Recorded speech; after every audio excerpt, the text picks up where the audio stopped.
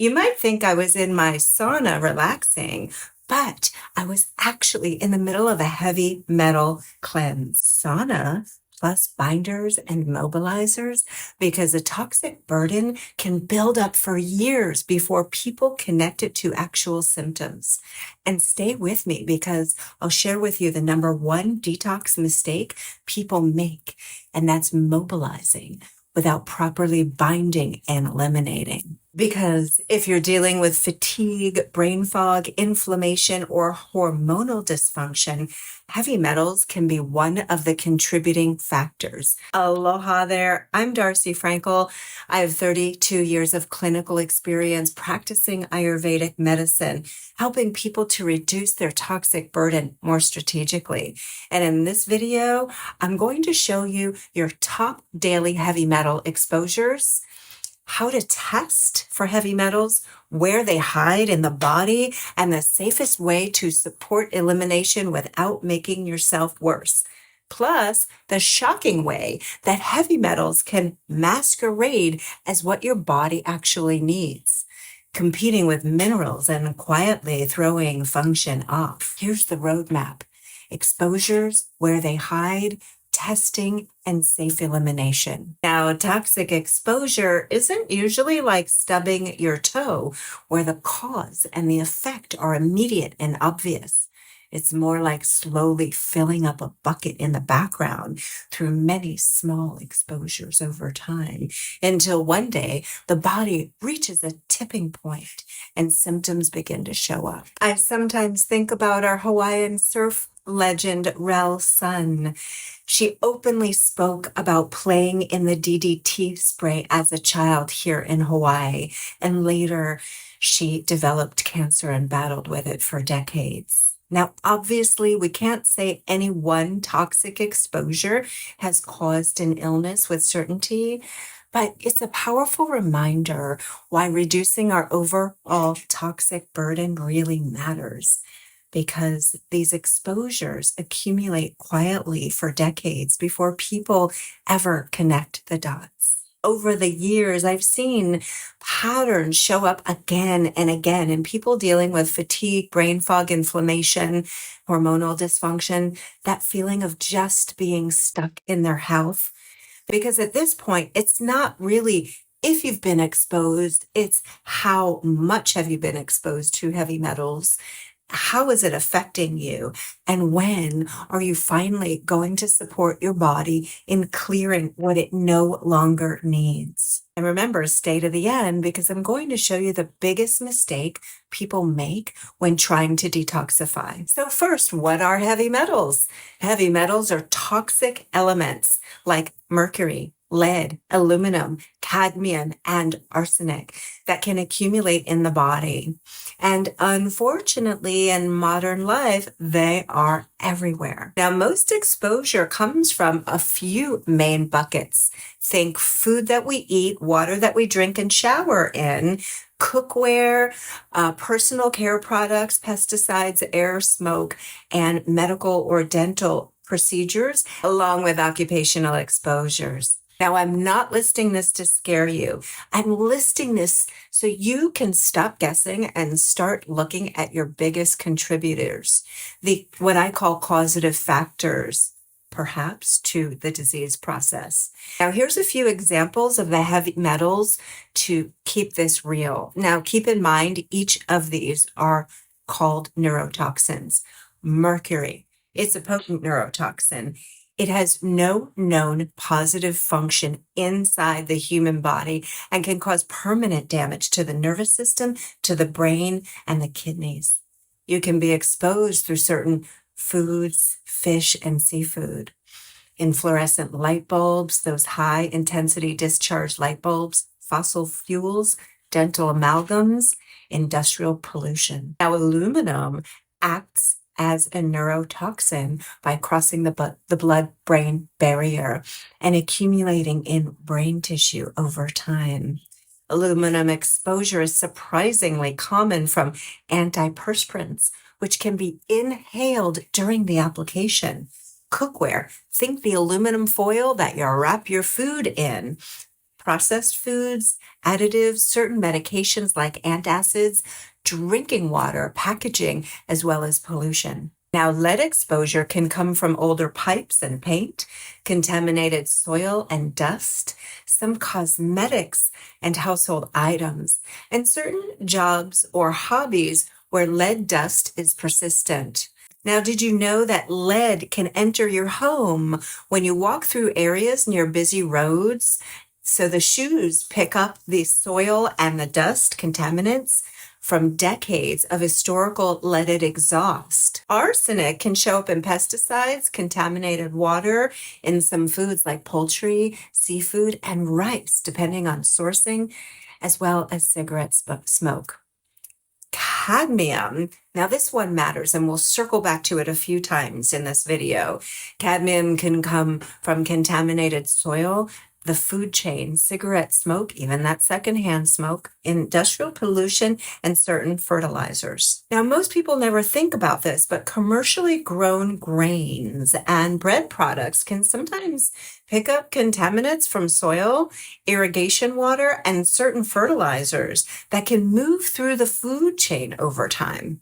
I was recently reading some information from a regenerative agriculture company called Nourish Food Club, and they actually gave me permission to reference some of their testing and quality standards. I get low PUFA eggs from them. They're delicious. Now, one of the things that stood out to me was their discussion about cadmium. Cadmium has been identified in grain-based foods, especially when soils are contaminated or certain phosphate fertilizers are used. And some independent testing companies have reported detectable heavy metals in certain commercial breads and grain products. Now, this doesn't mean we should panic about bread, but it does reinforce something very important. Toxic burden is usually the result of many small exposures stacking quietly over time. And beyond heavy metals, many refined flours are later enriched after processing. One example is reduced iron that's added back after as fortification. Essentially, these microscopic iron particles used to fortify flour after nutrients are stripped away during refining. This is one of the reasons that I care so much about sourcing mineral-rich soil and regenerative agriculture and transparency around food, because ultimately cleaner food systems help reduce our overall burden over time. Again, the point is not fear. The point is to raise awareness so you can reduce your biggest contributors first. All right, now here's what most people don't realize. Even low levels of heavy metals can still interfere with normal cellular functioning over time. Remember, there's no safe heavy metal levels in the body. Now here's the aha moment. This is where it gets fascinating. Heavy metals and environmental chemicals can actually masquerade as things that your body needs. So in other words, your body gets tricked without even realizing it. For example, heavy metals can compete with minerals and certain environmental chemicals, often called pseudoestrogens, xenoestrogens, or endocrine disruptors. These compounds can bind to hormone receptors and trigger signals that the body never intended. In other words, the body can essentially get tricked. And by the way, many of these pseudoestrogens are also being studied as we are now calling obesogens. But that's a whole nother video. Unfortunately, these compounds are extremely common in modern life. Plastic and food packaging, pesticides, fragrances, think perfumes, air fresheners, and laundry detergents, personal care products, and industrial chemicals. Researchers have been studying how these compounds can interfere with hormone signaling and contribute to issues involving fertility, metabolism, hormone balance, obesity, and overall health over time. Now, this is one of the reasons that I think reducing our overall toxic burden matters so much. Heavy metals can also affect the mitochondria, your body's energy producing system. Now, researchers describe something called cell danger response. It's where the body shifts into this protective state when it senses threats like heavy metals, environmental chemicals. When that happens, the mitochondria can downshift its normal functioning just to protect you. And over time, that can show up as brain fog, inflammation, low energy, and hormone issues. That feeling that your body just isn't firing on all cylinders. Now, here's the mechanism that makes this especially important to understand. Toxic compounds can bind to receptor sites and interfere with these biological processes that we're never supposed to interact with. For example, lead can replace calcium. Cadmium can replace zinc. Aluminum can interfere with magnesium. This is one of the reasons why mineral deficiencies can become such a problem. The body begins to interact with these toxic substances instead of the real building blocks that it actually needs.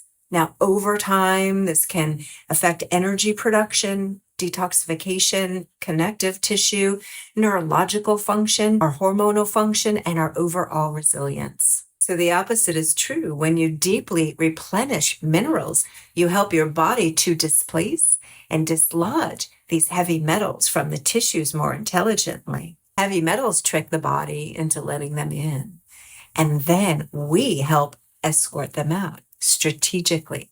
Preparation first, mobilize, then bind, then eliminate. That full sequence is exactly what I teach inside my Series Cleanse 30-day challenge. So people don't mobilize more than they can comfortably eliminate and end up feeling worse. Now, I don't do heavy metals on day one. I spend the first half of the program helping people to prepare the body first, opening the detoxification pathways, deep hydration, replenishment, bowel flow, lymph movement, and lowering the inflammatory burden.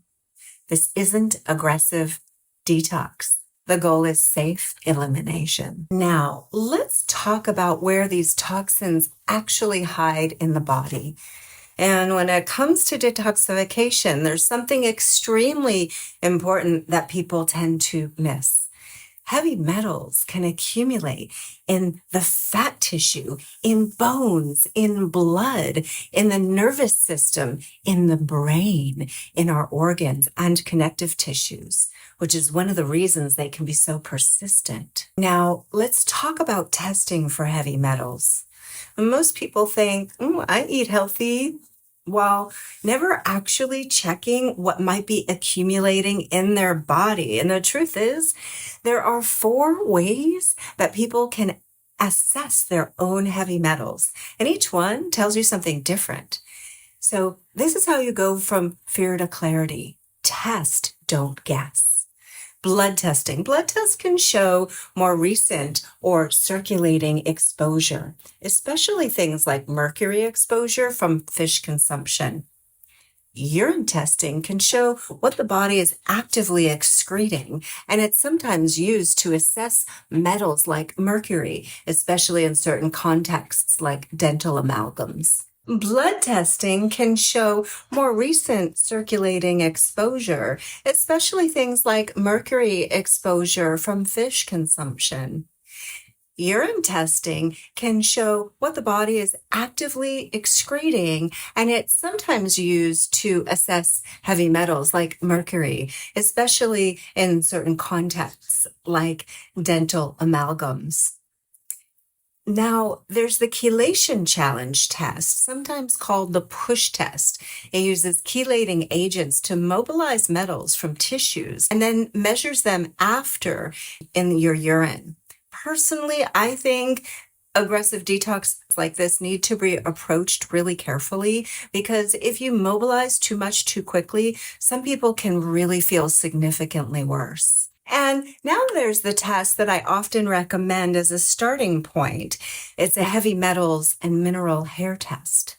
It's non-invasive, affordable, and it can provide insight into longer-term mineral patterns and heavy metal exposure trends over time. It gives people a great starting point instead of just guessing. Then, after you reduce your exposure, support your detoxification pathways for a couple months, many people choose to retest and then compare their results. Incidentally, this is also goal number 3 in my serious cleanse method. Learn, cleanse, track, and prevent.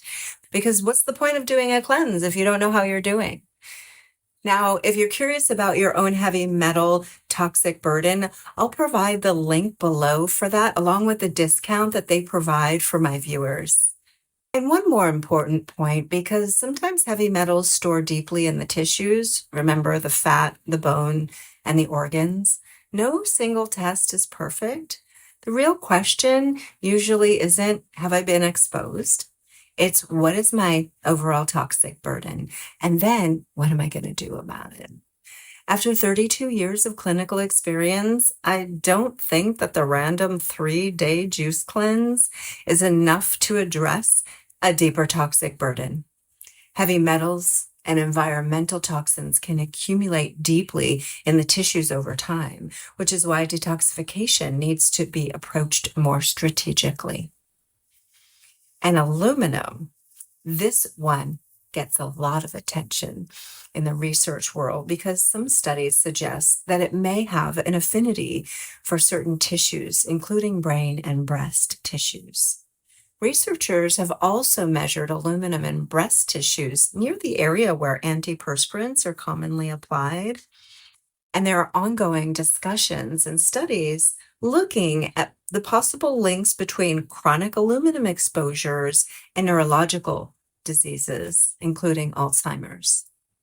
Researchers are also studying the relationship between heavy metals and hormone-related cancers right now. For example, a study from the Dominican University found that breast cancer cells became more aggressive the longer they were exposed to even small concentrations of cadmium. Now, that raises an important question. Why are we so careful about what we put in our bodies, but not always what we put on our bodies? Because I believe we eat what we put on our skin. But when we eat something through our mouth, it passes through the digestive system and the liver first. But substances absorbed through the skin can enter direct circulation immediately. So if you're trying to lower your toxic burden, personal care products are one of the easiest daily exposures to start cleaning up first. If you change one thing this week, go fragrance-free. Avoid aluminum-based antiperspirants. Start paying attention to what goes on your skin every day. And by the way, if you want a deeper dive into this topic, I have a video called Is Your Deodorant Toxic? I'll put a link to that below. In that video, I also provide a way to detoxify your underarm from toxic deodorants. Okay, so if you're looking at all of this and thinking, where do I start? Start with daily exposures that you can actually control. And then the next step is simple. Remember, test, don't guess. Now let's talk about the part that most people miss when they're trying to detox. You don't just want to release or mobilize toxins in the body. You need to bind them and escort them out. There are substances known as mobilizers. Mobilizers help to mobilize toxins from where they've been stored, heavy metals and environmental chemicals, out from these deeper tissues.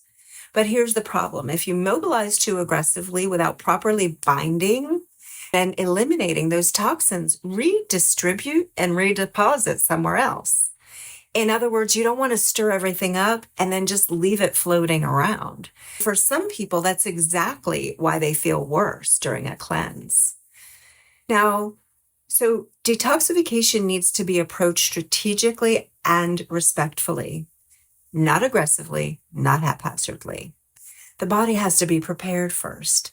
Here's the sequence I use. First, we open the detoxification pathways, liver and bile flow, bowels, kidneys, lymph, skin, hydration. Then we replenish with minerals and we support the body's deeper resilience. Then we carefully mobilize, not all at once. After that, we use binders to grab onto what's been mobilized to help escort them out. And we keep the system moving because detox only works when elimination is actually happening, right? Remember, this sequence is crucial. Detoxification is not pull toxins out and hope for the best. Detoxification is prepare, mobilize, bind, then eliminate. Alrighty, here's your quick recap. Heavy metals can build up quietly over time, compete with minerals, and interfere with normal functions. And detoxification works best when you prepare. Remember, mobilize, bind, and eliminate in that order. If you want a starting point, I'll link the hair test that I recommend with the discount in the description below. And if you want the full step-by-step framework, I'll also put a link to my Serious Cleanse 30-day challenge below. Now I'm curious, what surprised you the most in this video? I'd love to hear. Thank you for your time and attention. If this was valuable to you, please like, comment, and subscribe. Thank you for your time. Aloha.